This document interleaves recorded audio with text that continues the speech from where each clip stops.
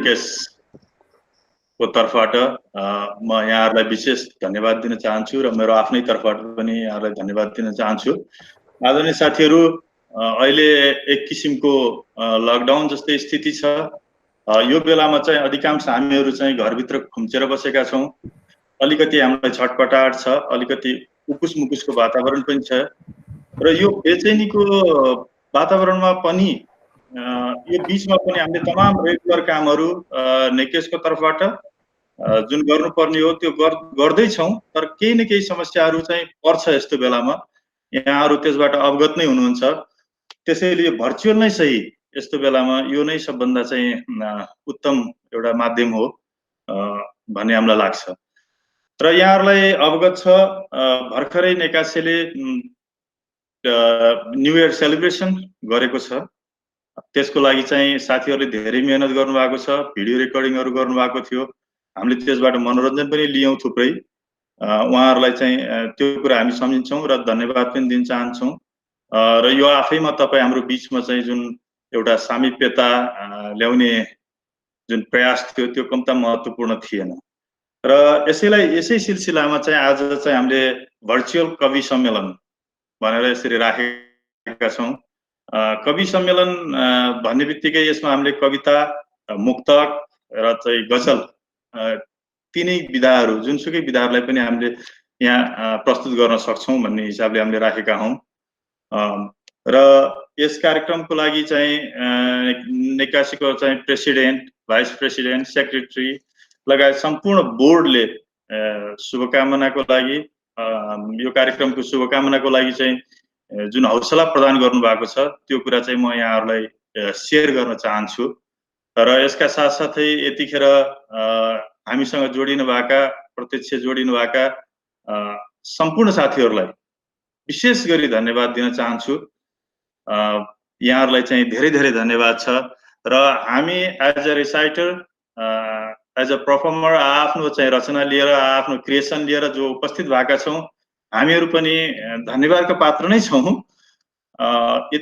साथसाथै म के पनि भन्न चाहन्छु भन्दा यो कार्यक्रमलाई प्राविधिक रूपमा चाहिँ अलिकति जुन मेहनत गर्नु पर्थ्यो त्यो मेहनतलाई चाहिँ आफ्नो सिप र कौशल, आफ्नो समय दिएर चाहिँ सफल बनाउनु भएको छ। अहिले हामीलाई हेल्प गरिराख्नु भएको छ। ती साथीहरू म हाम्रो विष्णु सर र सुदीप सरलाई पनि विशेष धन्यवाद दिन चाहन्छु। र अघि कार्यक्रमको सुरुवातमै हाम्रो यो कुराहरू पनि भएको छ कि रेकर्डिङको कुरा, यो चाहिँ हामीले अहिले यतिखेर रेकर्डिङ गर्दैछौँ। कार्यक्रम रेकर्डिङ भइराखेको छ र यहाँहरूलाई यो कार्यक्रम चाहिँ बाहिर निकाल्नको निम्ति, पब्लिक गर्नको निम्ति यहाँहरूसँग कन्सेन्ट लिएर मात्रै त्यो काम गरिनेछ, कन्सेन्ट आएको खण्डमा। त्यो हामी चाहिँ पछि त्यसको बारेमा कुरा गर्नेछौँ। र अहिले यो रेकर्डिङ हामीसँगै सुरक्षित रहनेछ, निकेशसँगै सुरक्षित रहनेछ। आदरणीय साथीहरू, अब हामी यहाँ प्रस्तुताको रूपमा म कार्यक्रमलाई फर्मली अगाडि बढाउन चाहन्छु। प्रस्तुताहरू हामी यहाँ थुप्रै छौँ। हामीसँग समयको चाहिँ एकदम एउटा सीमा चाहिँ हुन सक्छ, किनभने हामी 2 देखि 3 को बीचमा भनेका छौँ यो कार्यक्रम। त्यसैले गर्दाखेरि हामीले आफ्नो टाइम भित्र सिध्याउनु पनि पर्ने छ। टाइम लिमिट पनि हामीसँग छ, त्यसलाई पनि हामीले ख्याल गर्नेछौँ। त्यो सबै साथीहरूलाई सेल्फ अन्डरस्टुड पनि हो, थाहा पनि हुन्छ। र त्यति लामो हामी 12-15 जना प्रस्तुता अहिलेसम्म यहाँ देखिन्छ हामीसँग। साथीहरू सबै उपस्थित पनि भइसक्नु भएको छ। त्यसैले गर्दाखेरि समयलाई चाहिँ विशेष ख्याल गरिदिनु होला। र इनकेस धेरै लामो हुने देखियो भने यहाँहरूलाई मेसेज गर्ने अथवा टेक्स्ट गर्ने किसिमको पनि हामीले गर्नेछौँ, त्यसलाई अन्यथा नलिदिनु होला। मलाई लाग्छ त्योभन्दा अगाडि नै हामीले आफ्नो समयमै त्यो कुराहरू चाहिँ भनिसक्छौँ भन्ने मलाई विश्वास छ।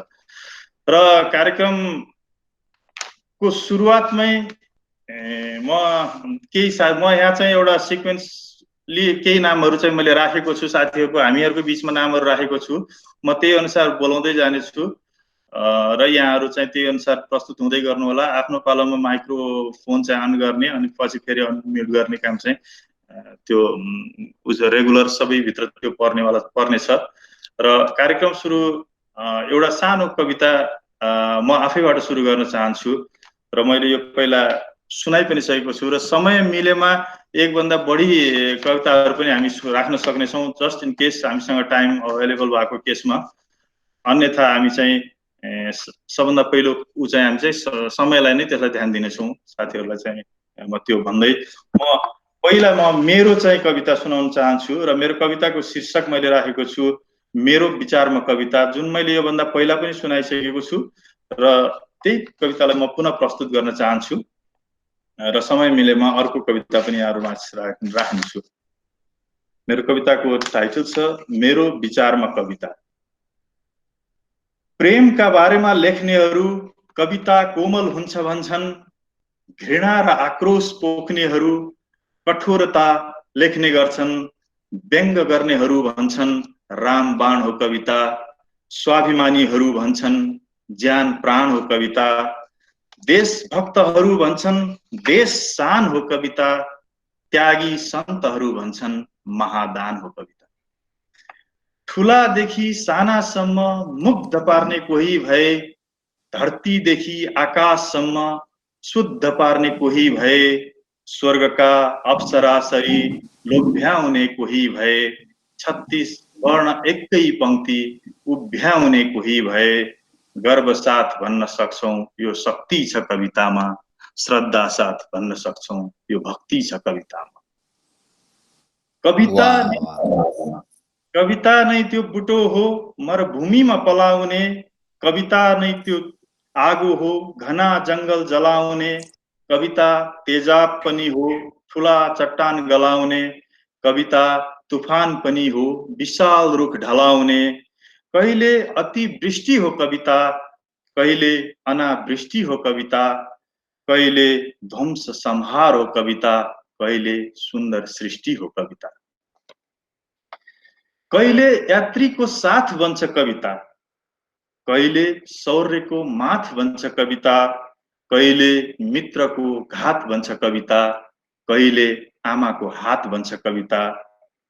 तिर्खाएर हेर्नुहोस् प्यास बन्छ कविता, धम्क्याएर हेर्नुहोस् त त्रास बन्छ कविता, सम्झाएर हेर्नुहोस् त आस बन्छ कविता, गुम्स्याएर हेर्नुहोस् त भ्रास बन्छ कविता, रित्याएर हेर्नुहोस् त टाँट बन्छ कविता, सम्याएर हेर्नुहोस् त फाँट बन्छ कविता, सजाएर हेर्नुहोस् यो ठाँट बन्छ कविता, हौस्याएर हेर्नुहोस् त आँट बन्छ कविता।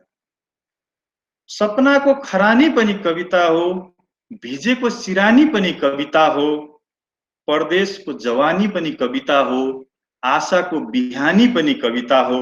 मेरो देशमा कविता दिनदिनै पीडा बोधक बन्दैछ, मेरो देशमा कविता दिनदिनै पीडा बोधक बन्दैछ, शान्तिको प्रतीक लुम्बिनीको अहिंसा नीति गल्दैछ, गुम्बा भित्र हिंसा छिर्दा भक्तहरू तर्सँदैछन्, अस्त्र सहितका चेला देख्दा बुद्धहरू झस्कदैछन्। त्यसैले म भन्छु शान्तिको आस पनि कविता हो, गरिबीको गास पनि कविता हो, अपहरित सास पनि कविता हो, अनि विस्थापित बास पनि कविता हो। धन्यवाद साथीहरू। धेरै राम्रो। ल मैले मेरो विचारमा कविताबाट सुरु गरेँ र म विशेष अब यसै गरी म क्रमशः यहाँहरूलाई बोलाउँदै जानेछु र म एकजना कवयित्रीको नाम सुरुमै लिन चाहन्छु। उहाँ विभिन्न कार्यक्रमहरूमा अत्यन्तै चाहिँ स्वस्फूर्त रूपमा अत्यन्तै सक्रियताका साथ आफूलाई चाहिँ प्रस्तुत गरिराख्नु भएको छ। उहाँका धेरै कुराहरू धेरै साथीहरूले हामीले सुनिसकेका छौँ। पहिला म उहाँलाई बोलाउन चाहन्छु, कृपया आफ्नो प्रस्तुति चाहिँ यहाँ दिनुहोला। म विजया ढकाल म्यामलाई चाहिँ यहाँ पहिला उपस्थित भई वाचन गरिदिनुको लागि आग्रह गर्न चाहन्छु। विजय म्यामको माइक्रोफोन म्युट छ।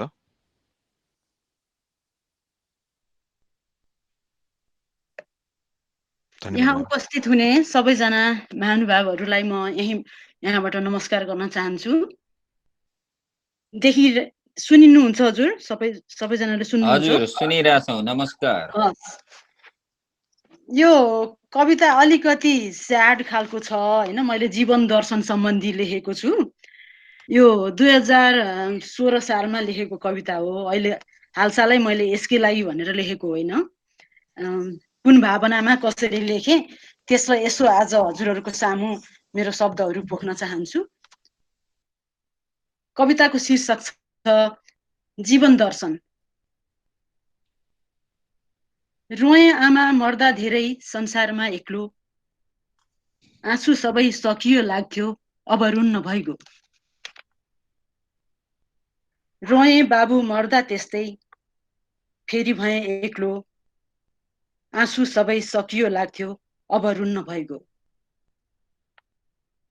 सासु मरिन रोए फेरि जीवन साथीलाई देखी, सहनै नसक्ने त्यही पीडा उनले भोगेको देखी।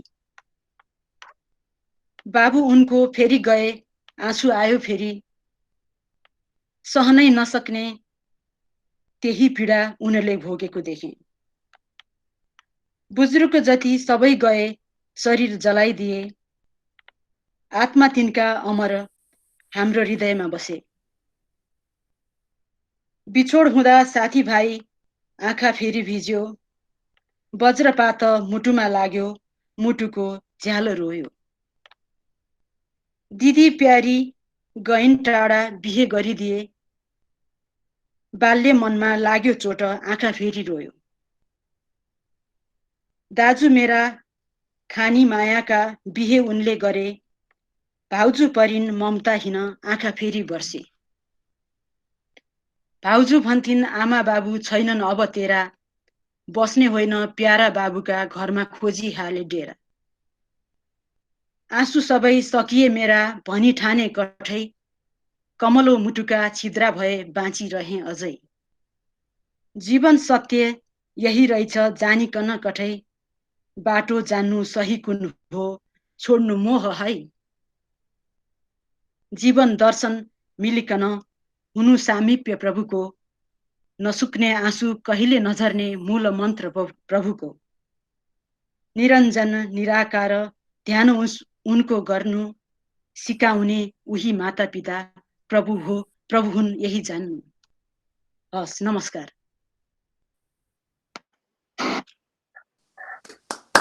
धन्यवाद हजुर। विजय ढकाल अत्यन्त राम्रो मार्मिक कविता हो, यहाँलाई विशेष धन्यवाद। अब म यसै गरी हाम्रा अर्का प्रस्तोतालाई चाहिँ निम्त्याउन चाहन्छु। सामाजिक सञ्जालमा खुबै राम्रो लेख्नुहुन्छ उहाँ, उहाँका कविताहरू पनि मैले देखेको छु र अहिले पनि खुब राम्रोसँग चाहिँ कुनै पनि विषयवस्तुलाई चाहिँ वर्णन गर्नुहुन्छ र म ती साथीलाई निम्त्याउन चाहन्छु। मनोहर पाठक, जसले आफ्नो कविताको शीर्षक सिगरेट भनेर दिनुभएको छ, जुन चिजबाट उहाँ आफैमा चाहिँ टाढा हुनुहुन्छ। उहाँले त्यसलाई कसरी लेख्नु भएको रहेछ त हैन, हामीलाई उहाँलाई उहाँको कविता सुनौ। म मनोहर पाठकजीलाई निम्त्याउन चाहन्छु। धन्यवाद।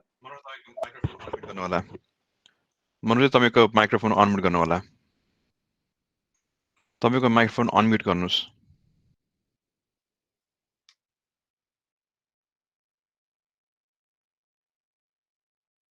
मनोज सर माइक्रोफोन अनम्युट, तपाईको माइक्रोफोन म्युट छ। कन्ट्रोल डी टाइप गर्नुस् न, कन्ट्रोल डी। अब भयो। यस कार्यक्रममा जोडिनु भएका सबैमा नमस्कार। मैले उहाँ ऋषिजीले भनिहाल्नुभयो मेरो कविता शीर्षक सिगरेट छ। यो चाहिँ मैले लगभग 18 वर्षदेखि अगाडि म क्याम्पस पढ्दाखेरि लेखेको थिएँ।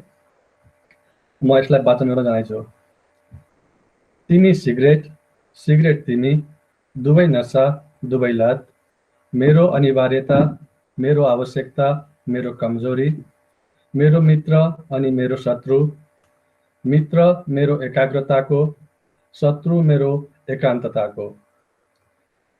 तिमीसँगको बिछोड, सिगरेटसँगको मिलन, सिगरेट सल्कन्छ, विगत झल्कन्छ, म सिगरेट तान्दै जान्छु, म तिमीमा तानिँदै जान्छु, तान्दै अनि तानिँदै, तानिँदै अनि तान्दै, सिगरेट औँलासम्म आइपुग्छ, म तिम्रो बाचासम्म, दुवैले मलाई पोल्छ, पीडा अनि जलन, मेरो दैनिकी, मेरो नियति।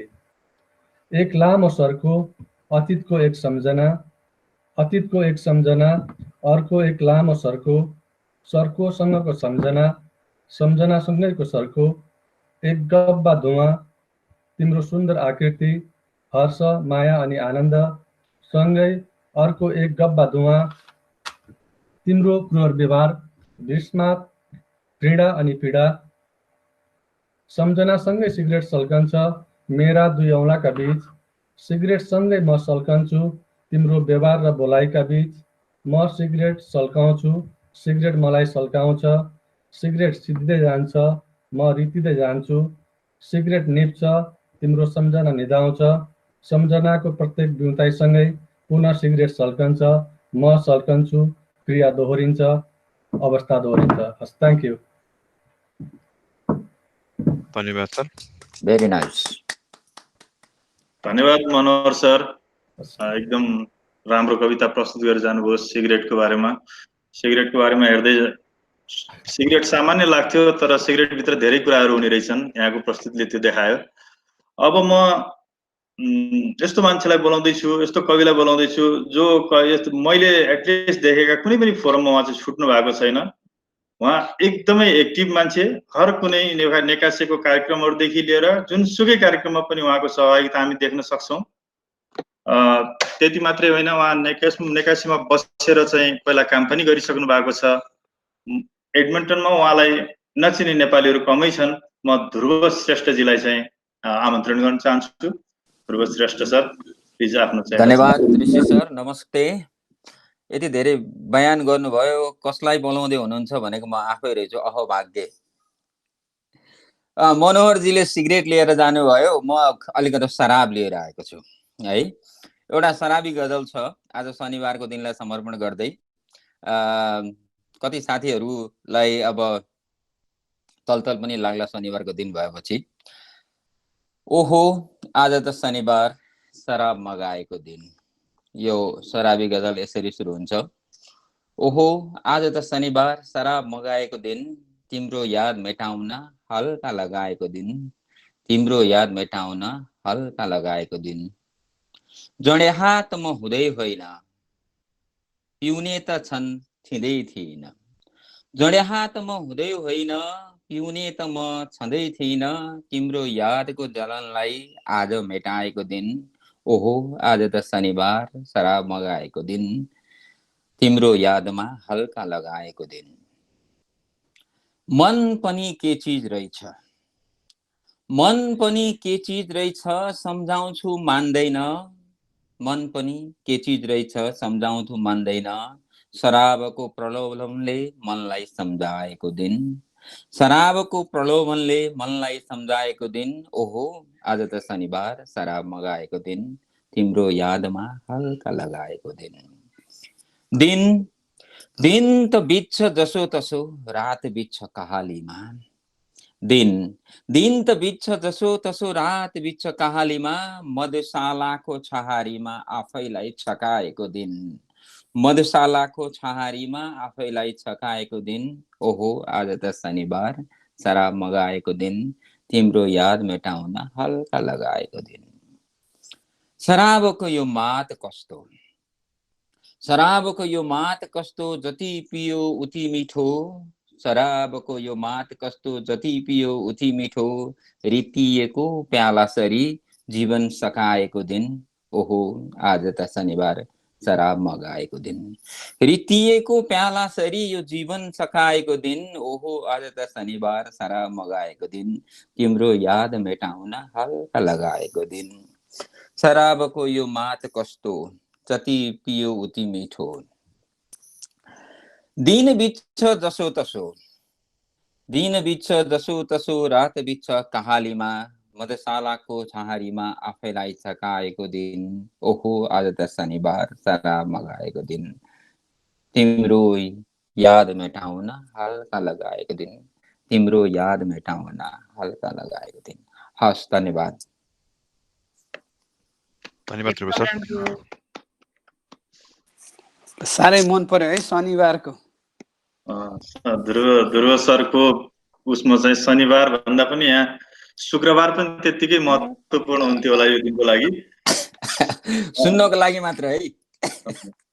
धेरै धेरै रमाइलो, धेरै राम्रो कविता सुनाउनु भयो, गजल सुनाउनु भयो ध्रुव सर, यहाँलाई चाहिँ विशेष धन्यवाद।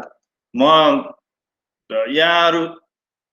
यहाँहरूसम्म चाहिँ के भन्न चाहन्छु भने हामीसँग समयले साथ दियो भने हामी पुनः आउनेछौँ। फेरि म नाम लिनेछु, म कतिपय साथीहरूको देखिरहेको छु अन्य गजलहरू अन्य कविताहरू पनि राखेर बस्नु भएको छ।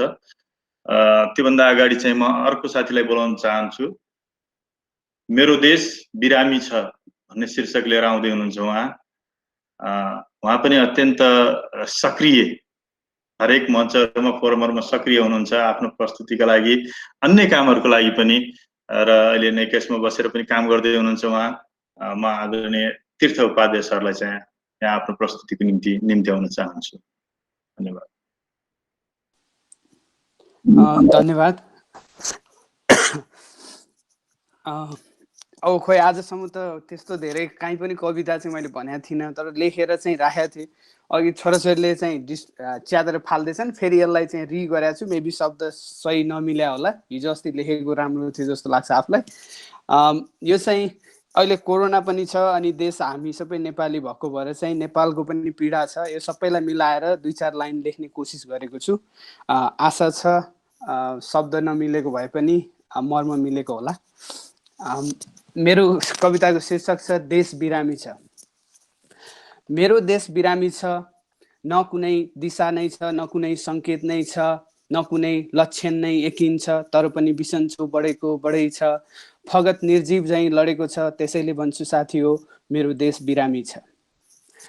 ढाडस र सान्त्वनाको खोला जति नै बगाए पनि, विकास र प्रगतिको गीत जति नै गाए पनि, देशको लागि मर्छु भनेर राष्ट्रभक्तिको गान गाए पनि, ढुकुटी देशको घटेकै छ, गरिब भोक भोकै लडेकै छ, शोषण र अत्याचार बढेकै छ, विदेशीले विमान चढेकै छ, त्यसैले भन्छु साथी हो आज मेरो देश बिरामी छ। कोइलीले मधुर गीत गाएर माधुर्य फैलाए पनि, प्रकृतिले जति नै सौन्दर्यताको वर्षा गराए पनि, स्वर्गमा अप्सराहरू कम्मर मर्काई जति नै छमछम नाचे पनि, अशान्ति उकालो चढेकै छ, चिन्ता र पीर बढेकै छ, सामाजिक एकता घटेकै छ, देखावटी र ढोङपन बढेकै छ, त्यसैले भन्छु साथी हो आज मेरो देश बिरामी छ। विज्ञानले जति नै आविष्कार र औषधिमूलो बढाए पनि, यान उडाएर चन्द्रमा र मङ्गल ग्रह पुर्याए पनि, स्वर्गबाट अश्विनी कुमारै झिकाए पनि, ज्वरो चढेकै छ, व्यथा बढेकै छ, बिरामी लडेकै छ, मृत्युवरण बढेको बढै छ, त्यसैले धरोधर्म ढाँटेको होइन साथी हो मेरो देश बिरामी छ, साँच्चीकै मेरो देश बिरामी छ। हस्, धन्यवाद। वाह वाह वाह वाह, धेरै राम्रो। ल धन्यवाद तीर्थ सर। Thank you. धेरै राम्रो, धेरै राम्रो। मैले धेरै ठाउँमा सुनाएको छैन, लेखेर राखेको छु मात्रै भन्नुभयो यहाँले। त्यसो अन्याय गर्दै हुनुहुन्छ हामीलाई। धेरै राम्रो लेख्नु भएको छ सर, सुन्दा धन्यवाद। अब फेरि जोइन हुने कोसिस गर्छु त्यसो भए साथीहरुले। अफकोर्स यहाँलाई चाहिँ अब कुनै पनि मञ्चमा छुटाउने छैनौँ र यहाँको प्रस्तुति चाहिँ साह्रै मन पर्यो र कविताको भाव पनि त्यत्तिकै राम्रो छ। आफ्नो देशको कुरा गर्दा त झन् त्यसै राम्रो भइ नै हाल्छ। Thank you. म अब एउटा यस्तो व्यक्तित्वलाई बोलाउन गइरहेको छु जसलाई सङ्गीतप्रति त्यत्तिकै रुचि छ, स्पोर्ट्सतिर त्यत्तिकै रुचि छ। उमेरले उहाँ कति पुग्नु थाहा छैन, तर अत्यन्तै युथ हुनुहुन्छ। उहाँ नेकेसमा बसेर काम गरिसक्नु भएको छ। उहाँले चाहिँ एज अ प्रेसिडेन्टको रूपमा पनि बसिसक्नु भएको छ र उहाँको रुचि सबै फिल्डमा छ।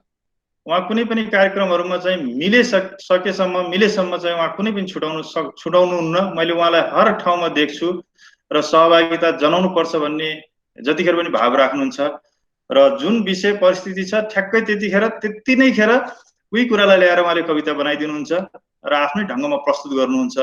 म उहाँ सरलाई बोलाउन चाहन्छु। यहाँहरूले अलिकति अन्दाज पनि लगाइसक्नु होला। हाम्रो अत्यन्त आदरणीय सर आई बहादुर गुरुङ सरलाई म चाहिँ यहाँ निम्त्याउन चाहन्छु। आइदाईलाई स्वागत छ। आइदाई सुनिराख्नु। नमस्कार। अब यस्तो खोइ अब एकदमै अलिक बढी चढाइ भयो कि जस्तो लाग्छ है। ल जस छोटकरीमा अब मैले यहाँ 2 देखि 3 समय भनेर चाहिँ भन्नुभयो। अनि त्यहाँबाट अस्ति वैशाख 1 मा चाहिँ अब खोइ अब गफ धेरै नगरौँ भने आइहाल्यो। शुभकामना सन्देशहरू वैशाख 1 मा होइन। अब यति धेरै अब ऊ आयो, सबैलाई रिप्लाई गर्न गाह्रो हुन्छ। बरु कोरोनाको नि अहिले यो सङ्क्रमण चलिरहेको बेलामा दुइटै कुरा जोडेर एउटा सानो लेख्छु भनेर चाहिँ लेखेको छु होइन। अनि त्यहाँबाट त्यति बेला लेखिहालेँ। फेरि अहिले कवि सम्मेलनको कुरा आयो, अनि यसलाई फेरि मोडिफाई पनि गरेको थिएँ। तर फेरि अहिले समयको अभावले त्यो मोडिफिकेसन गरेकोलाई चाहिँ त्यो भागलाई म अहिले सुनाउँदिनँ, तर अरू अरू भागलाई फेरि सुनाउँछु। ल त यति भन्दै कविताको शीर्षक हो के मानिसलाई चन्द्रमामै पुग्नुपर्छ र? हे नोबल भाइरस कोरोना, तँलाई कसैको पनि डर त्रास माया मोह केही छैन? धेरै नै मानव जाति र अन्य प्राणीहरूको ज्यानै लिइस्, कसैको डर त्रास माया मोह नहुने तैँले पनि छिट्टै परिणाम भोगिछस्। पहिलो पटक चीनमा उत्पन्न भएको भन्ने धेरैको भनाइ छ। संसारको अरू नै ठाउँहरूमा पनि उत्पन्न भइस् भन्ने कोही कोहीको भनाइ छ। मानव जाति त र अन्य प्राणीले तँलाई के नै गरेको थियो र यस्तो अन्याय गरेको? गरिब कमजोरको त कुरै नगरौँ, विकसित र शक्तिशाली राष्ट्रहरू पनि छन् साह्रै रोएको। सर्प र चमेरोबाट पैदा भएको भन्ने कुरा प्रचारमा आएको छ। कोरोनाको समस्याले अहिले सम्पूर्ण विश्व नै तहस नहस भएको छ। अब यो भन्दा बढी तहस नहस हुन के नै बाँकी होला र? यस्तो तहस नहस गर्नेलाई खत्तम नपारी कसैले छोड्ला र? कोरोनाको विरुद्धमा लड्न हाल सम्पूर्ण विश्व नै एक भएको छ, तर अहिलेसम्मको लडाईँ कोरोनाले नै जितेको छ। बेला बखतमा आपसमा लड्नेहरूलाई मेलमिलाप गर्ने मौका मिलेको छ। दिनरात मेहनत गरी आफ्नो र संसारको विकास गर्छु भन्नेहरूलाई घरभित्रै थुनिदिएको छ। जिन्दगीमा नै पहिलोपल्ट यस्तो महामारी आफ्नै आँखाले देख्नु पर्यो। मानव तथा सम्पूर्ण प्राणी जातिले कहिल्यै नभएको दुःख भोग्नु पर्यो। यही पापी कोरोनाले खाए त खाइहाल्यो, बाँचे कोरोना तथा अन्य कुराहरूबाट पनि बस्ने उपाय खोजौँ। मानव जाति त बुद्धिशाली प्राणी हो, सबै मिली सम्पूर्ण सृष्टिकै रक्षा गर्ने सोच विचार पुरानो। अरू प्राणीहरू जस्तै मानिसहरू पनि बालक भएर जन्मन्छ र युवा वयस्क हुँदै वृद्ध भएपछि मर्दछ। झारपात रुख बिरुवाहरू सबैले पनि प्रकृतिकै नियमलाई मान्नै पर्दछ। तर मानिस बुद्धिशील भएकोले धेरै धेरै राम्रा कुराहरूको आविष्कार गर्यो। यिनै कारणले मानिसको जीवन एकदम सुखमय र महत्त्वकांक्षी पनि बन्यो। मानव सभ्यताको विकास 200 वर्ष मात्र पुरानो होइन। ढुङ्गे युग, मेसोपोटामिया, माया सभ्यता, रोमन साम्राज्य कसैको दिमागबाट हटेकै छैन। चल र अचल विद्युत, बाइसाइकल, टेलिफोनदेखि स्टिम र जेट इन्जिनसम्म, कम्प्युटर, रकेट साइन्स, स्याटेलाइट र अरू पनि आविष्कार गरे टन्न। यस्तो प्रगतिहरू गरेको र संसारकै शासन चलाएको मानव जातिले अहिले यस्तो दुर्दशा भोग्नु परेको होला के कति कारणले? सबै मिली सुरक्षित रहौँ र छलफल गरी यसको निचोड निकालौँ। युगौँ युगसम्म शान्तिसँग चल्ने एउटा जीवनशैली बसालौँ। वेद, धर्म, राजनीतिक, नैतिक शास्त्र र वैज्ञानिक अनुसन्धानहरूको गहिरो अध्ययन गरौँ। विवेकशील प्राणी भएकोले सम्पूर्ण प्राणीहरूको पनि हित र भलोको रक्षा गरौँ। सम्पूर्ण शास्त्रहरूबाट प्राप्त र ज्ञान र प्रकृतिको नियमको पनि सधैँ कदर गरौँ। कति पनि पक्षपात नगरी वसुधैव कुटुम्बकमको सिद्धान्त पालन गरौँ। मानिस जन्मेपछि करिब 20 वर्षसम्म मात्र शारीरिक विकास हुन्छ। अरू प्राणीहरू र वनस्पतिको पनि यस्तै किसिमको विभिन्न नियमहरू हुन्छ। तर विज्ञानले यस्तो नियमहरूलाई पनि तोडिदिन सक्ने रहेछ। साथै विज्ञानले त महिला र पुरुषको मिलापै बिना पनि सन्तान उत्पादन गर्न सक्ने रहेछ। विज्ञानले नै गर्दा धेरै मानिसहरूले गर्न नसक्ने गाह्रो गाह्रो कामहरू मेसिनले गर्दो रहेछ। तसर्थ केही हदसम्म त विज्ञानको उपयोग गर्नु साह्रै राम्रो रहेछ। कुनै कुराको सीमा नाग्न हुनु बन्दछ नैतिक शास्त्रले पनि। तसर्थ विज्ञान र नैतिक शास्त्रमा सामञ्जस्य ल्याउनु पर्ने सदैव व्यवहारमा पनि। आवश्यक मात्रामा 2 छाक दाल भात मात्रै खान पाए हुन्छ, 84 व्यञ्जन नै चाहिन्छ र? दुःख बिमार हुँदा दबाई पानी अनि मौसम अनुसारको लुगा लगाए हुन्छ, थरी थरीका फेसन नै चाहिन्छ र? अप्ठ्यारो कुराहरूलाई सजिलो पारिदिने, केही सामान बोकी घोडाभन्दा अलिकति मात्रै चाँडो दौडिने गाडी भए हुन्न र? विश्वमा शान्तिको सन्देश मात्र पुर्याइदिए हुन्छ कि मानिसलाई चन्द्रमामै पुग्नु पर्दछ? संसार नै कोरोना भाइरसले संक्रमित भएको यो स्थितिमा विनम्र आग्रह गर्दछु, ध्यान जाओस् सबैको विज्ञान र नैतिक शास्त्रमा। सबैजना एकजुट भई लागेमा अवश्य हुनेछौँ मुक्तिबाट। भाइरस कोरोना वैशाख महिना चल्दैछ। टक्राउँछु नववर्ष 2077 सालको मङ्गलमय शुभकामना। धन्यवाद। धेरै राम्रो। धन्यवाद सर। धन्यवाद। धेरै राम्रो आइदाई, धेरै राम्रो छ। ल धन्यवाद सबैजनालाई। धन्यवाद छ आइदाई, धेरै राम्रो कविता पहिला पनि सुनाउनुहुन्थ्यो, अहिले पनि साह्रै मार्मिक छ। यहाँहरूलाई विशेष धन्यवाद फेरि। र म अब यसै गरी अर्का कविलाई बोलाउन चाहन्छु। विगत 5 वर्ष कट्यो मेरो पनि यहाँ क्यानाडामा आएको। उहाँसँग सँगसँगै एकै ठाउँमा हामी रहन्थ्यौँ र उहाँका थुप्रै कुराहरू हामीले सुनेको थियौँ, मैले पढेको थिएँ। उहाँले लेखेका कुराहरू अहिले पनि पढ्ने गर्छु र उहाँले हरेक कार्यक्रममा चाहिँ पार्टिसिपेसन देखाइराख्नु भएको छ। यस्ता कविताहरूका कार्यक्रमहरूमा त झन् विशेष चासोका साथ अगाडि आउनु भएको छ उहाँ जहिले पनि। र उहाँले थुप्रै कविताका सङ्गालोहरू, मुक्तकका साना साना मुक्तकका सङ्गालोहरू चाहिँ जम्मा गरेर राख्नु भएको छ। म त्यही कविलाई बोलाउन चाहन्छु। आदरणीय मेरा साथी मित्र अमित पौडेलजी आएर आफ्नो कविता चाहिँ यहाँ सुनाइदिनु हुन म अनुरोध गर्न चाहन्छु।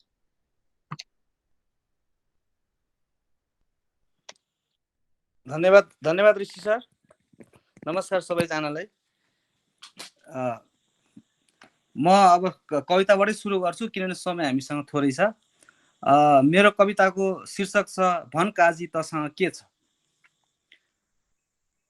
सपनाहरू धरहरासँगै झरे, सपनाहरू धरहरासँगै झरे, विश्वासहरू बागमती झैँ बगे।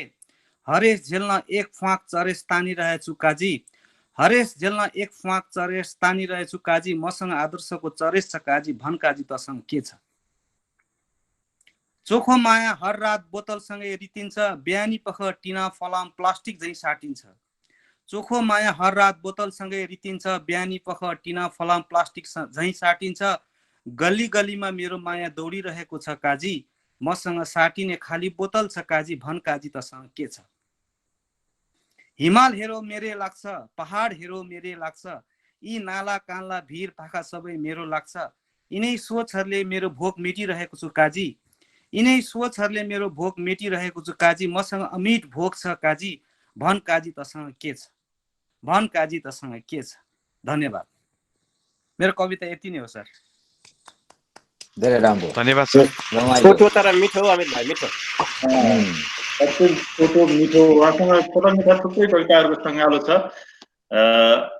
अब म अर्को हाम्रो कवि मित्रलाई बोलाउनुभन्दा पहिला आफूले युज गरेको मोबाइल अथवा ल्यापटप अलिअलि स्टेबल तरिकाले राखिदिनु भयो भने हुन्थ्यो भन्ने मलाई लागेको छ। र म यहाँ एम घिमिरे मित्रलाई बोलाउन चाहन्छु। उहाँको बैतरणी काकीको वाक स्वतन्त्रता मैले पढेको छु। लालबाबु पण्डितलाई खुला पत्र पनि पढेको छु। म अत्यन्तै प्रभावित छु उहाँका लेखहरूबाट, उहाँका चाहिँ साहित्यहरूबाट।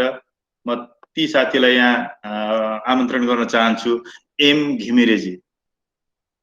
सर एम घिमिरे म लिस्टमा दिइदिन छु उहाँलाई। हस्, ठिक छ। उहाँ बिचमा दौरानमा कतै जोइन हुनुभयो भने म पुनः बोलाउने छु।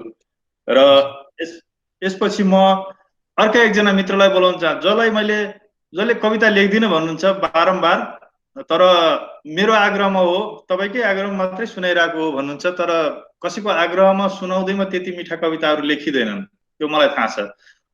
यो कुरामा म प्रष्ट छु। उहाँले साना साना कुराहरूलाई जोडेर अति मिठो तरिकाले प्रस्तुत गर्नुहुन्छ। म उहाँलाई एउटा सानो इक्जाम्पल बताउन चाहन्छु, 2 लाइन। म त्यसको अगाडि पनि थाहा छैन, पछाडि पनि थाहा छैन। यति मिठो तरिकाले भन्नुभएको छ, कुखुराको फुल फुटे पनि केही छैन, अमलेट बनाउँला भन्ने उहाँको जुन भनाइ एकचोटि मैले सुने, मलाई चाहिँ अत्यन्तै हाँसो पनि उठ्यो, रमाइलो पनि लाग्यो र त्यो साह्रै मजाको लाइन पनि मलाई लागिरहेको थियो। म त्यही कविलाई बोलाउन चाहन्छु जसले बारम्बार चाहिँ रिक्वेस्टमा मात्रै लेखेको कविता भन्नुहुन्छ तर साह्रै मिठो कविता सुनाउनुहुन्छ। साथी शिव पोखरेलजीलाई चाहिँ म बोलाउन चाहन्छु। उहाँले आज आफ्नो कविताको शीर्षक आज यो के भइरहेको छ भनेर राख्नु भएको छ। शिव सर, म तपाईलाई निम्त्याउन चाहन्छु प्लिज। धन्यवाद ऋषिजी। भर्चुअल कवि सम्मेलन 2020 मा सहभागी हुनुभएका सबैलाई नमस्कार। म ऋषिजीले भने जस्तो त्यस्तो कविता लेख्ने त्यस्तो कला भएको मान्छे त होइन, तर उहाँले भन्दा 2-3 चोटि सहभागी भएकै छु। आज पनि म एउटा कविता लिएर आएको छु। आज यो के भइरहेको छ। आज यो के भइरहेको छ, तर जे होस् सबै सहज भइरहेको छ। आज यो के भइरहेको छ, तर जे होस् सबै सहज भइरहेको छ। हिजो जब म तिमीलाई छुन खोज्थेँ, तिमी गुलाब बनेर काँडाले घेरिएर बस्थ्यौ। म ती काँडाहरूसँग लड्दा लड्दै लखतारान हुन्थेँ। हिजो जब म तिमीलाई अँगाल्न खोज्थेँ, तिमी कमल बनेर हिलोको पहरामा हुन्थ्यौ। म हिलोसँग सिगौरी खेल्दा खेल्दै हैरान हुन्थेँ। जब म तिमीलाई सुमसुमाउन खोज्थेँ, तिमी गुराँस बनेर टाकुरामा पुग्थ्यौ। म ट्वाल्ल परेर अवाक फेदीबाट हेरिरहन्थेँ।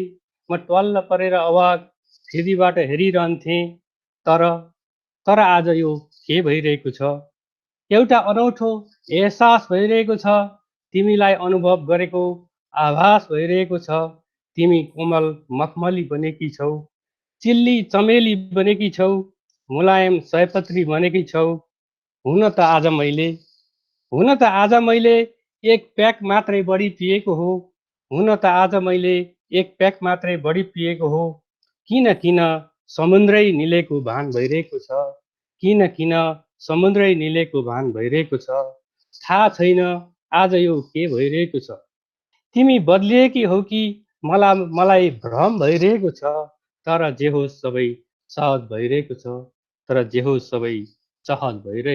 धन्यवाद। धन्यवाद सर। धेरै राम्रो। धन्यवाद शिव सर, तपाईँ साँच्चै राम्रो। मेरी एक्ली आमा शीर्षकको कविता लिएर म आउँदै हुनुहुन्छ उहाँ राम गेवाली सरलाई चाहिँ म अनुरोध गर्न चाहन्छु। नमस्ते, म राम गेवाली। मैले वर्तमान सामाजिक परिप्रेक्ष्यको मेरी एक्ला आमा बुवाहरूको परिस्थितिहरूको बारेमा सानो कविता लेखेको छु।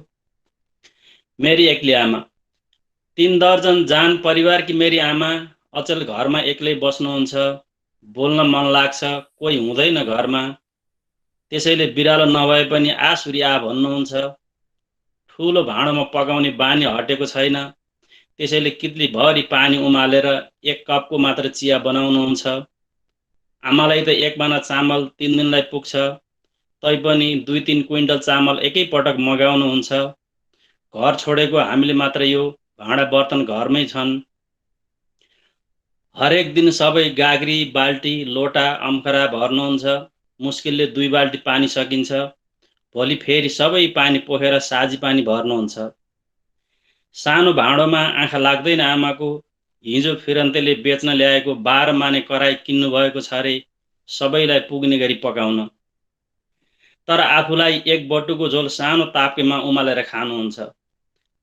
सानीदेखि आफैले बनिबुतो गरेर खाएको बनपाखो कि त बाँझो छ कि त अरूले नै सित्तैमा गरी खाएका छन्। बेला बेलामा मनले मान्दैन र हेर्न जानुहुन्छ बारी काल्नतिर। तर मैले लगाएको बालीमा के चोर्न आइस भन्ने गाली खानुहुन्छ। थैलीमा पैसा छ, पर दोकानमा नुन छ, तर पैसा आफै जाँदैन नुन लिन। त्यसैले अलिनो बिलिनो खाने बानी परेको छ। आँटी, चोटा, बुइगल दुर्गम भए अचेल। त्यसैले चुलो वरिपरि भण्डार कोठा सरेको छ।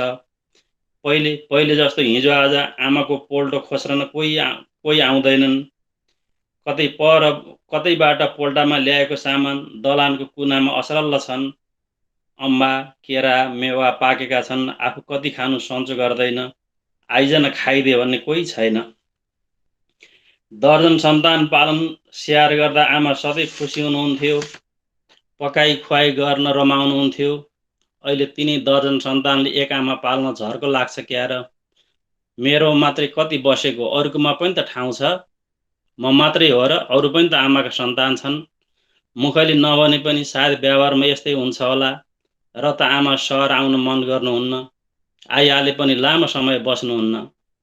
सहरका साँगुरा कोठाहरूमा धेरै कुरा फारो गर्नु छ, पानी, बत्ती, खाजा, खाना, फोन, यात्रा आदि आदि।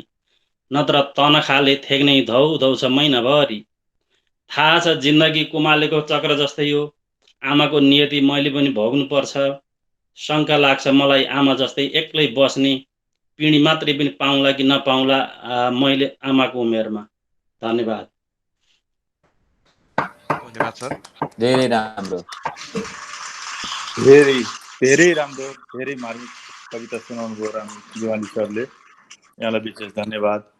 र यसै गरी म अर्को प्रस्तुति लिएर आउँदै हुनुहुन्छ रेखा किरण पौडेल।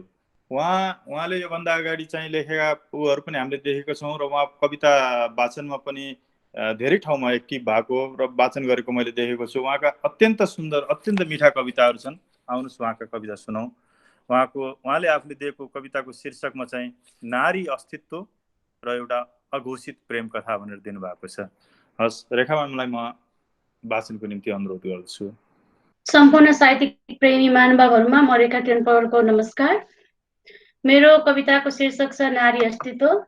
तुलसीको छेउमा उभिएर आमाले बान्ता गरेपछि, तुलसीको छेउमा उभिएर आमाले बान्ता गरेपछि, हजुरआमा पहिलो पटक आमासँग मुस्कुराउँदै भरि गाग्री हस्याङ फस्याङ गर्दै पानी छापेपछि भन्नुभएछ, चाहिने यही नाति मरेसी। आमा यो कथा सुनेपछि मैले बुझेँ, छोरा मान्छे त मरेपछि पनि चाहिने रहेछ। हजुरकै सुत्केरी अम्काउन बाबाले पाठो किनी ल्याएको रे, हजुरकै सुत्केरी अम्काउन बाबाले पाठो किनी ल्याएको रे। ए छोरी पो रहेछ भनी हजुरआमाको झुत्रो धोती मेरो वस्त्र बन्नी आएको रे। सुत्केरीको लागि राखेको पाठो पनि दसैँ कुरी खाएको रे। आमा मैले बुझेँ, छोरा र छोरी पाउँदाको प्रसव पीडा नै फरक हुँदो रहेछ।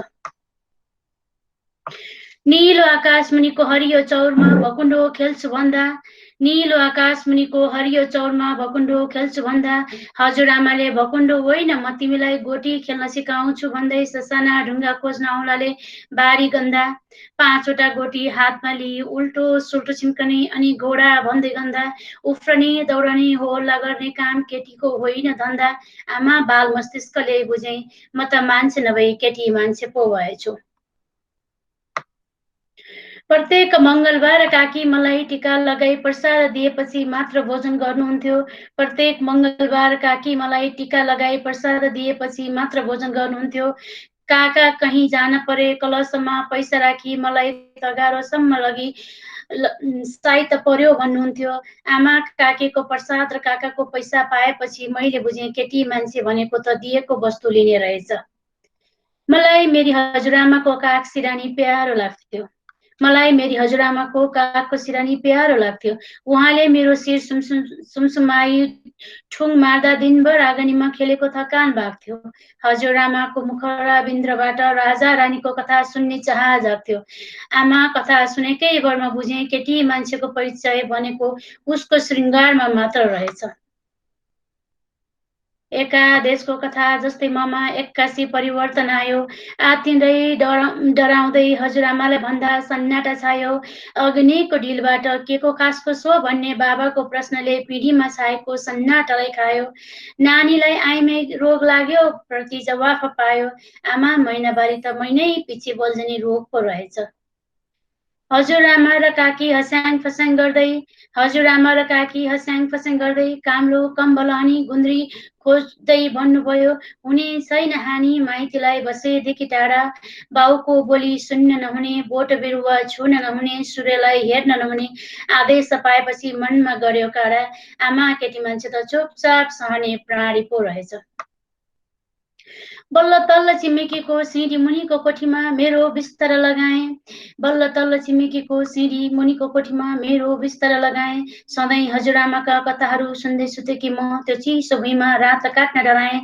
आमा यो त खेली आएको आँगन र लड्दा काख लिने बाबा टाढा जाने अभ्यास पो रहेछ।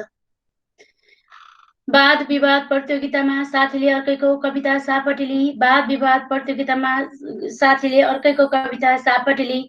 अलमारी भित्रको चार सारी यही हो नारी तिम्रो जिन्दगानी भन्न लाग्दै थिए। प्रत्युत्तरमा दैविक युगदेखि कलियुगसम्म नारीकै चर्चा जतासुकै सीता बिर्कुटी फ्लोरेन्स नाइटिङ्गल भन्दै मेरा शब्दहरू विद्यालयको चौर ढाक्दै थिए। बलियो तर्क दिएकै कारण अबिरले मेरो निधार ताक्दै थिए। आमा सहकालीन साथीको नजरमा पनि नारी अस्तित्व अलमारीको सारी पो रहेछ। 81 हजुरआमाले उमेर नपुग्दै घरधन्दा गर्नु, सासू ससुरासँग नम्र बोल्नु भनेपछि 81 हजुरआमाले उमेर नपुग्दै घरधन्दा गर्नु, सासू ससुरासँग नम्र बोल्नु भनेपछि आँसु छहारी झैँ सिरानीमा झरेको थियो।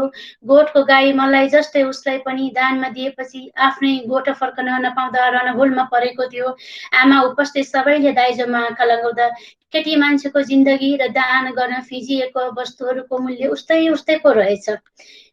तिमी जस्तै म पनि समाजको डरले चुप बसेँ भने, तिमी जस्तै म पनि समाजको डरले चुप बसेँ भने मेरी छोरीले पनि यस्तै एउटा कविता लेख्नु पर्ला, कविताको पान्नाले अमूल्य मोती देख्नु पर्ला। बो हुन दिन्न म हरियो चौरमा दौडनु बन्ने भाव जनाउँछु, आइलाग्ने माथि चाहिलाग्ने आँट खनाउँछु, आफ्नो अधिकार र जिम्मेवार बुझ्ने बनाउँछु। आमा अहिले बुझे, छोरी शब्द हटाएमा मान्छे बन्दो रहेछ।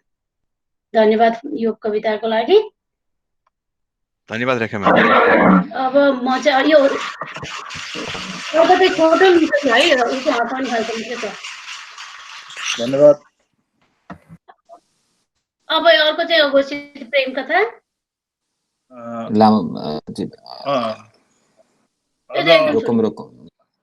अब म रेखा म्यामलाई यस एउटा कविता पछाडि म पुनः समय मिलाएर फेरि बोलाउने छु समय मिलेमा। हामीसँग केही कविहरू पनि अझै बाँकी हुनुहुन्छ। पहिला त्यो यतातिर जाउँ अनि त्यसपछि फेरि पुनः हामीसँग टाइम मिलेमा हामी आउनेछौँ। धन्यवाद रेखा म्याम। अब म आफ्नो कविता लिएर आइदिनको निम्ति आग्रह गर्न चाहन्छु। हाम्रो चाहिँ साथी जो नेकेसको कल्चरल डिरेक्टर पनि हुनुहुन्छ र उहाँ एक सिङ्गर पनि हुनुहुन्छ, तपाईँहरू सबले चिन्नु भएको छ, निश्चल नेपालजीलाई। उहाँको कविताको शीर्षक छ कोरोना तिमी जाऊ।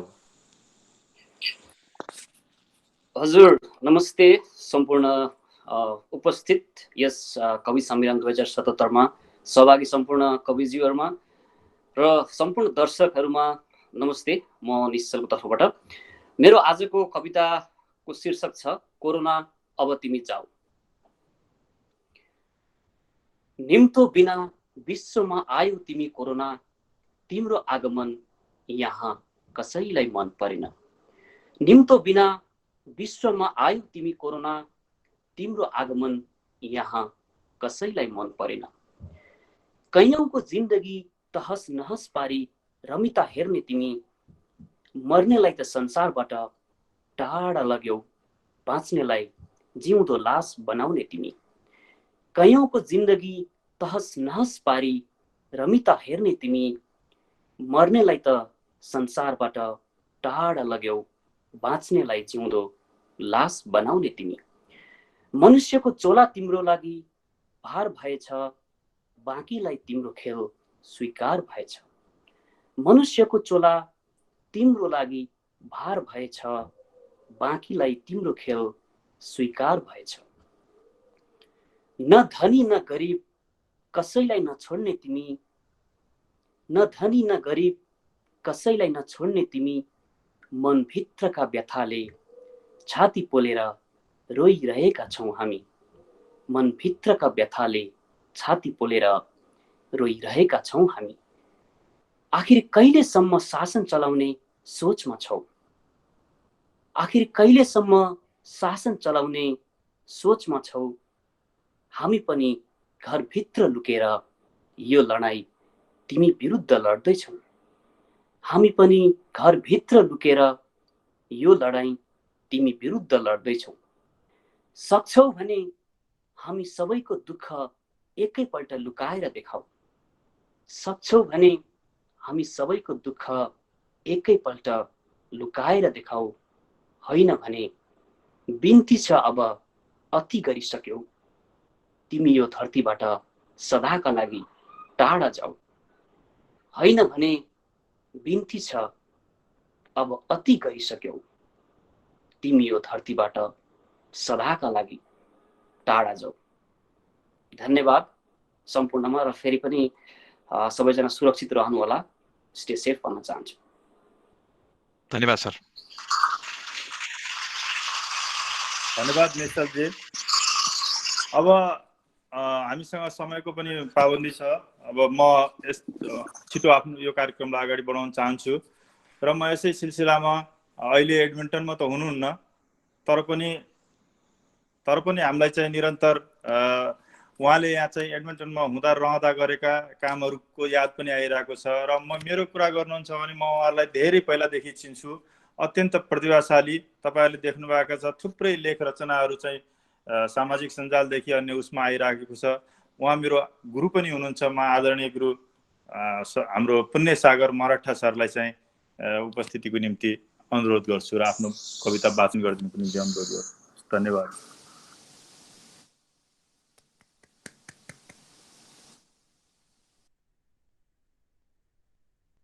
धन्यवाद ऋषि।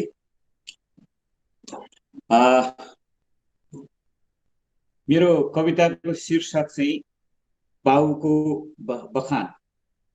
यो कोरोना सम्बन्धी नै यस्तै प्रसङ्गमा लेखिएको कविता हो। त्यही वाचन गर्छु म। यो अस्ति हामीले यहाँ पनि एउटा कवि सम्मेलन, भर्चुअल कवि सम्मेलन गरेका थियौँ, त्यसमा पनि वाचन गरेका थिएँ। र भोलि पनि हुँदैछ हाम्रो यहाँ टोरन्टो एरियामा। र म त्यसको लिङ्क चाहिँ ऋषिजी मार्फत पठाइदिन्छु यहाँहरू सबैजनालाई। र त्यो जुममा भएको भएर पढ्न नपाए पनि सुन्न चाहिँ यहाँहरूले पनि पाउनुहुन्छ। त्यो चाहिँ भयो इन्फर्मेसनको हिसाबले हो। म एडमन्टनमा थिएँ, तर एडमन्टनबाट धेरै ठाउँ फेर्दै अहिले चाहिँ टोरन्टोतिर आइपुगेको छु। म कविता पढ्न चाहन्छु। कविताको शीर्षक अघि नै भनिहालेँ, बाबुको बखान। यो मार्च 29मा लेखेको छु मैले। अलिअघि कसैले सुनायो आमाका बखान सुनिन्छन्, सुनिन्न बाबुको बखान। अलिअघि कसैले सुनायो आमाका बखान सुनिन्छन्, सुनिन्न बाबुको बखान। हेरे घोत्लिएर देख्छु हो त, हेरे घोत्लिएर देख्छु हो त, इन्द्रचोकको मन्दिरको अग्लो पेटीमा मुठ्याएका नामलाई बिसाएर केही फुर्सदिला बाबुहरू बाघचाल खेलिरहेछन्। इन्द्रचोकको मन्दिरको अग्लो पेटीमा मुठ्याएका नामलाई बिसाएर केही फुर्सदिला बाबुहरू बाघचाल खेलिरहेछन्। क्षणिक खुसी त देखिन्छ जितारे बाबुमा, क्षणिक खुसी त देखिन्छ जितारे बाबुमा, तर गरिबीको चाउरीमा जब अनिश्चितताको त्रास पोतिन्छ, तर गरिबीको चाउरीमा जब अनिश्चितताको त्रास पोखिन्छ, चैत मासको घाम जस्तै निमेषभरको आह्लाद जनक नन्दिनी सीता जस्तै भूमिगत हुन्छ। ठिक त्यसै गरी चारो कुरेको एउटा छोरो सम्झेर त्यो बाबु आफै धसिन्छ। एकाएक अन्नपूर्ण मन्दिरको पछाडिको तुलाधर साउजी आउँछन् सम्झनामा। एकाएक अन्नपूर्ण मन्दिरको पछाडिको तुलाधर साउजी आउँछन् सम्झनामा। आउँछ एक मुठी चिउरा र एक थुन्का चाकुको बाचा सम्झनामा। बाउ भारी नपाएर पनि बाचा सम्झेर पुलकित हुन्छ, सन्तुष्ट हुन्छ। एक पोका चाकु चिउराको कर्तव्य बोकेर फर्किन्छ डेरा। स्कुल थुनिएको छोरो निस्तेज वर्तमान र निष्पट्ट भविष्य बोकेर भोको पेट मलेसियाको सपना देख्दैछ। एक पोको भुगुल्टो कर्तव्य चपाएर सन्तुष्टिको पानी मिलेपछि भन्छ, सपना धनी पनि त देख्दा हुन् नि अघि। नकरा भनेर भोकै भित्तो फर्केको बाउ सोध्छ, गरिबी त धनीलाई पनि दुख्दो हो, तर त्यो मिठो हुँदो। गरिबी त धनीलाई पनि दुख्दो हो, तर त्यो मिठो हुँदो हो। ठुलीले ओडालेको कोदोको ढिँडो जस्तै काम नपाएर कोरोना चाहिँ फैलिएको उच्चाट गरिबी, काम नपाएर फैलिएको काम नपाएर कोरोना चाहिँ फैलिएको उच्चाट गरिबी जब दुख्छ, मान्छे त हो नि म पनि, मान्छे त हो नि म पनि, आँसु हुन्छ मेरो पनि। कुना फर्केर ऐया आमा भन्छु, आँसु पुस्छु, बाउ हो नि त। देखिने गरी भक्कानिन छुट छैन मलाई, संसारको रीत यस्तै छ। धन्यवाद। धन्यवाद सर। धेरै राम्रो। धन्यवाद धन्यवाद मरकर सर। यो कविता त उत्कृष्ट अहिलेसम्मको। यहाँको कविता जहिले सुकै उत्कृष्ट छ, अहिले नहुने भन्ने झन् कुरै भएन। अत्यन्त सुन्दर कविता सुनाइदिनु भयो। त्योभन्दा पनि हामीले गरेको रिक्वेस्टलाई मानेर यहाँ सुनाउन आउनुभयो एडभन्टर भन्दा बाहिरबाट पनि। त्यसैले मरठा सरलाई म धेरै धेरै धन्यवाद दिन चाहन्छु। र हामीसँग लिमिटेड टाइम पनि भएको हुनाले म कार्यक्रमलाई अगाडि बढाइहाल्न चाहन्छु अब। र यसै सिलसिलामा अर्को कविता सपना शीर्षक लिएर आउँदै हुन्छ साथी दीपक जमकट्याल। सुन्नुहुन्छ? हजुर सर, ठिक छ। नमस्कार सबैजनालाई। म त्यति धेरै भूमिका बाँध्न चाहन्न। यो कविता लेख्न मन लाग्ने हो, तर मलाई खोइ किन अल्छी लाग्छ कि अहिले लेख्न। त्यही भएर यो बिहान लेखेको मैले, ऋषि सरले फोन गर्नुभयो, सर के हो सरको कविता भनेर, अनि त लाजै भयो। त्यसपछि लेखेँ 10 मिनटमा, अनि सर सपना हो है यो भनेर मैले भने उहाँलाई। मेरो कविताको शीर्षक छ सपना। मैले चाहिँ यो आप्रवासीको एउटा भावनाको बारेमा लेख्न प्रयास गरे मात्रै हो होइन। अब यसमा मैले केही काटछाट केही पनि गरेको छैन। हेर्दाखेरि कथा जस्तो नि सुनिन्छ होला। जे होस्, सुन्नुभएकोमा हजुरहरूलाई धेरै धेरै धन्यवाद। आँगनमा गट्टा खेल्दै थिइन् सपना, ट्याक्क ट्याक्क ट्याक्क ट्याक्क। घरभित्र मकै भुटेको बुडुङ बुडुङ बुडुङ बुडुङ आवाज आइरहेको सुनिरहेकी छिन्। यसो ढोकातिर पुलुक्क पुलुक्क हेर्दै गट्टा खेल्दै हुन्छन् सपना। पल्लो घरकी आन्टी चिच्याइरहेकी थिइन्, ए सपना, ए सपना, सपना सपना। सपना झस्किन्छन्, काकी तेरी आमा खै? आमा पर सरेकी छन्, बुइगलमा सुतिरहेकी छिन्। आन्टीले भनेको सुन्छिन् सपना, ए ल त ल, सोधेको छ भन्दे है। ल ल काकी। आकाशमा गडङ गुडुङ चलिरहेको बेला बेला सपना आकाशतिर हेर्दैछिन्। हजुरआमाले भित्रबाट बोलाउनु हुँदै थियो, सपना ए नातिनी, ए सपना, मकैको घान पाक्यो, आइज एक घान मकै लैजा। सपना बटुकोमा मकै लिएर आँगनमा पुग्छिन्। मकैको बटुको भुइँमा राख्दै सपना गट्टामा व्यस्त थिइन्। अचानक मुसलधारे पानी बर्सिन्छ। सपना आत्तिँदै मजरीमा हजुरआमाको काखमा लुक्छिन्। बटुको खै त? सपना हजुरआमाको आँखामा हेरिरहन्छन्, टोलाउँछिन्। यसो बाहिर आँखा तन्काउँछिन् हजुरआमा अघेनोबाट। बटुकोमा मकै तैरिरहेछ। बजिनी, बुइगलबाट आमा चिच्याउँछिन्, सपना आइजो चोटामा, बाछिटा आइसक्यो घरभित्र, ओछ्यान भिजिसक्यो होला, झ्याल लगाऊ छोरी, मेरो पेट दुखेर म ओर्लिन सकिनँ। हजुरआमाले थपिन्, जाऊ माथि झ्याल थुनेर आऊ, माथिबाट महारानीको हुकुम भइसक्यो। सुनिनस्? सपना आमैको आँखामा निर्दोष आँखाले हेर्छिन्। जा भनेको सुनिनस्? सपना कुदेर लिस्नोको खुड्किलो गन्दै घस्रिँदै माथि पुग्छिन्। झ्याल बन्द गर्छिन्। लिस्नोबाट ओर्लिँदै गर्दा पुरै कोठा झलझमल देख्छिन् सपनाले। अचानक चट्याङको गडङ गडङ आवाज सुनिन्छ। सपना हजुरआमाको काखमा तेर्सिन्छन्। मकैको बाटा उछिटिन्छ सपनाको आँखामा।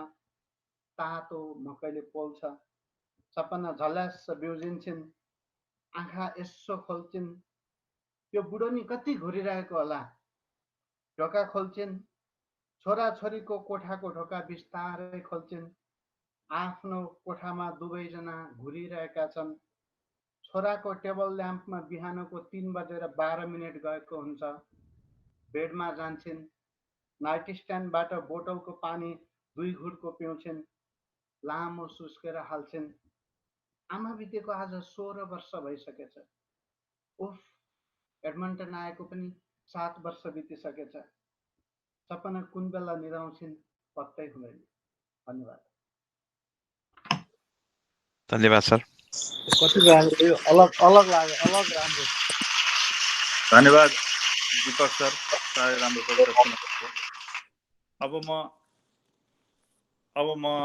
अब अर्को प्रस्तुति लिएर लाई निम्त्याउन चाहन्छु। अर्को प्रस्तुतालाई हाम्रो पुष्कर पोखरेल सरलाई, जसका गीतहरू यहाँहरूले सुन्नु भएको छ, थुप्रै कविताहरू यहाँले सुन्नु भएको छ। म पुष्कर पोखरेल सरलाई चाहिँ अबको माइक्रो समाप्त गर्छु। Pushkar sir. Thank you Rishi sir. सुनिन्छ? सुनिन्छ सर। हजुर सर। हस् त सर, मैले हिजो मे 1 को दिन मजदुरहरूको अडचनको बारेमा लेख्नुपर्ने कविता धड्कनको बारेमा पो लेखेँ मैले त। मेरो कविताको शीर्षक चाहिँ धड्कन छ, किन मजदुरको पनि दिल हुन्छ, मजदुरको पनि त दिल धड्कन्छ नि भनेर। मलाई आत्मपरक विषयमा कविता लेख्न बढी मनपर्छ, यस्तो ईश्वर, मृत्यु, जीवन यस्तो बारेमा। मेरो कविताको शीर्षक धड्कन है, म वाचन गर्छु। म मान्छे भन्दा बढी मोटु हुँ, म मान्छे भन्दा बढी मोटु हुँ, मुटु भन्दा बढी धड्कन हुँ। धड्कनमा बढ्छ मेरो अभिमान, धड्कनमै अड्छ मेरो स्वाभिमान। धड्कनमा देख्छु म सपना, धड्कनमै देख्छु म विपना। धड्कनमा चल्छ मेरो श्वास, धड्कनमै बल्छ मेरो आस। धड्कनमा रुन्छु अनि हाँस्छु, धड्कनमै एउटा प्रीति गाँस्छु। धड्कनमा गर्छु म हिंसा, धड्कनमै गर्छु धर्म पनि। धड्कनमा हुन्छु मूर्ख, धड्कनमै बुझ्छु मर्म पनि। धड्कनमा गयो आज, धड्कन गयो आज मेरो, कोही छैन मेरो तेरो। धड्कन गयो आज मेरो, कोही छैन मेरो तेरो। धड्कनको कता भो बास, चितामा रह्यो केवल लास। आगोमा जल्यो सपना, आगोमै बल्यो विपना। आगोमा जल्यो लास, आगोमै बल्यो आस। आगोका लपकाहरूसँगै मेरा धड्कनहरूसँगै मसँगै मेरा सारा सपनाहरू, मेरा सारा विपनाहरू धुवाका काला मुस्ला बनेर उडे आकाशतिर, धरतीमा कहिल्यै नफर्कने गरी। हवस् त, धन्यवाद। धन्यवाद सर। धन्यवाद पुष्कर सर। अत्यन्त मिठो कविता, छोटो कविता सुनाउनु, साह्रै राम्रो कविता। भर्खरै हामीसँग अहिले सम्पर्कमा हुनुहुन्छ यो अन्तिम हो। हामीसँग टाइम पनि भइसकेको छ, 3:09 पनि गइसकेको छ। कृपया एकदमै छोटो मिठो र अन्तिम प्रस्तुतिको निम्ति म अस्ट्रेलियामा बसोबास गर्ने र हाल चाहिँ अहिले ठोङ्गामा हुनुहुन्छ आदरणीय दाई सुरेश पोखरेललाई चाहिँ यहाँ आमन्त्रण गर्न चाहन्छु। उहाँको प्रस्तुति आजको कार्यक्रमको अन्तिम प्रस्तुति। धन्यवाद ऋषिज्यू। मैले यहाँहरू धेरैलाई चिनेको छैन, मैले अनुहार देखेको छु। अर्जुन केसी दाई, दाई नमस्ते।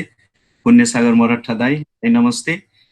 ऋषिजीलाई धन्यवाद। यस मानेमा यही बहानामा तपाईँहरू सबैसँग चिनजान जुडिने मौका पाइयो। चिनजान अझै हुनै बाँकी छ, आशा छ त्यो चिनजानको अवसर पनि मिल्ला।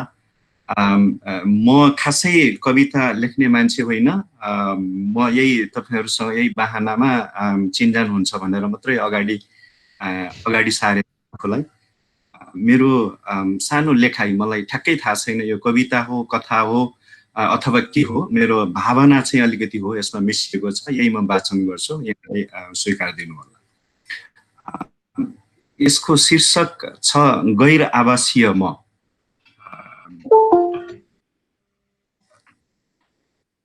अंग्रेजी कवि रोबर्ट फ्रस्टले द रोड नट टेकनमा भने जस्तै, अंग्रेजी कवि रोबर्ट फ्रस्टले द रोड नट टेकनमा भने जस्तै, तर दोबाटोमा मैले छोडेको होइन, रोजेको एउटा बाटो।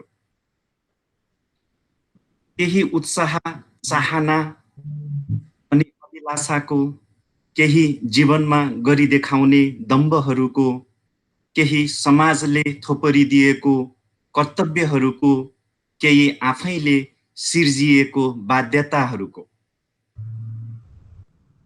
जीवन खोज्न जीवनसँगै जीवन छोडेर, जीवन खोज्न जीवनसँगै जीवन छोडेर पहिचानको खोजीमा पहिचान गुमाएका कदमहरू, पहिचानको खोजीमा पहिचान गुमाएका कदमहरू,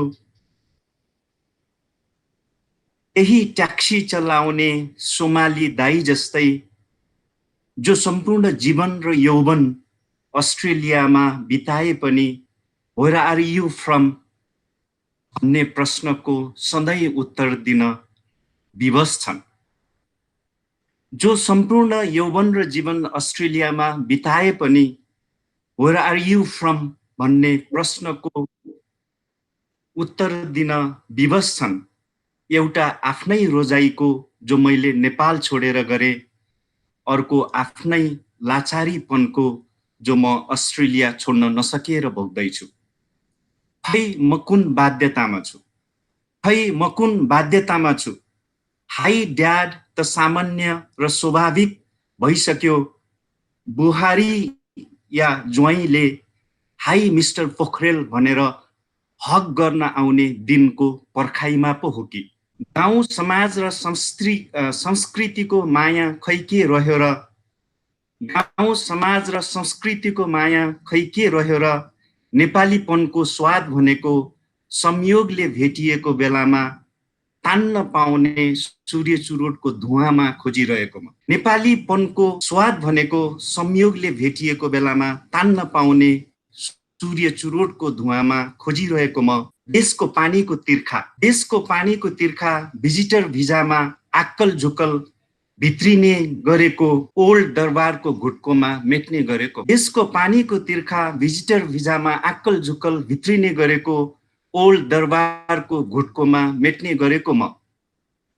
दसैँ तिहारको त के कुरा गर्नु र खै, टिकाकै दिनको काममा पनि सिक्कल हान्न विवश म।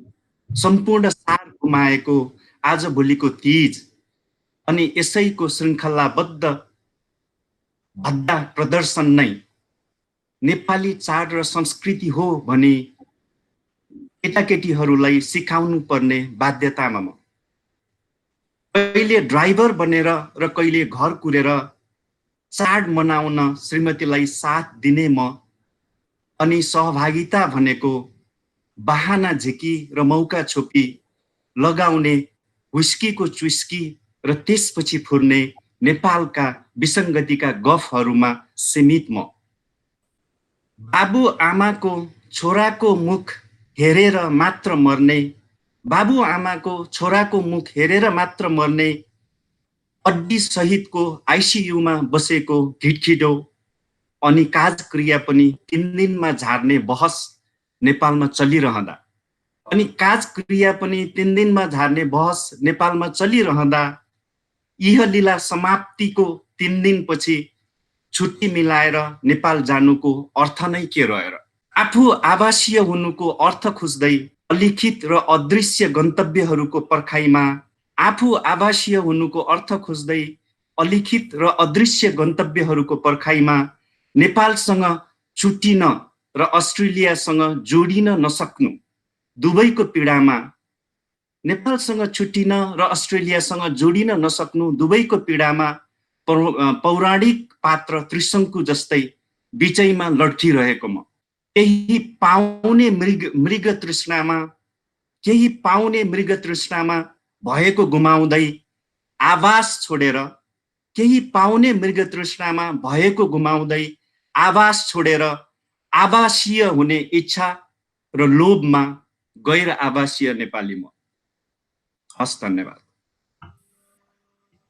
धन्यवाद सर। धन्यवाद सुरेश सर, यहाँको सुन्दर प्रस्तुतिको लागि र विशेष गरी आग्रह पनि गर्न चाहन्छु अस्ट्रेलियाबाट पनि आफ्नो सहभागिता जनाइदिनु भएकोमा हार्दिक धन्यवाद दिँदै र कार्यक्रम अब हाम्रो लगभग समाप्ति नै गइसकेको छ र म अलिकति हाम्रो टाइमभन्दा अलिकति पर पुग्न गएकोमा क्षमा प्रार्थी पनि छु समय म्यानेज गर्ने क्रममा।